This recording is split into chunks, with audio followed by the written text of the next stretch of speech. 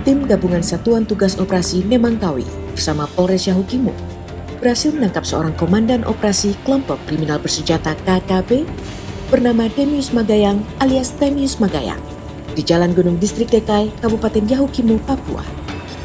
Pada 27 November saat ditangkap, Demianus melakukan perlawanan dengan menyerang aparat, sehingga aparat gabungan melakukan tindakan tegas melumpuhkannya dengan menembakkan timah panas pada bagian paha. Kapolres Yahukimo AKBP Denny Herdiana pada Minggu 28 November di Yahukimo mengatakan, Demius Magayang diduga merupakan pelaku penyerangan 2 personel TNI Satgas Pamrahawan 432 SWJ di ujung Bandara Not Goliat Dekai dan staf KPUD Henry Jovinski tahun 2020 lalu, serta pembunuhan satu warga sipil Muhammad Toyib. Saat ini, pelaku sudah dievakuasi ke Rumah Sakit Bayangkara Polda Papua Jayapura guna menjalani perawatan intensif akibat luka tembak yang dialaminya.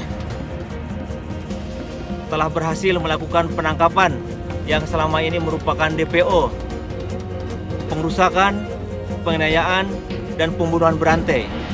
Dan kebetulan yang bersangkutan berafiliasi dengan kelompok kriminal bersenjata wilayah Yahukimo berinisial TM. Tim melakukan penangkapan di seputaran PT Indo Papua. Yang bersangkutan karena melarikan diri, tim melakukan penembakan, melumpuhkan 2 kali tembakan mengenai di betis belakang dengan mata kaki.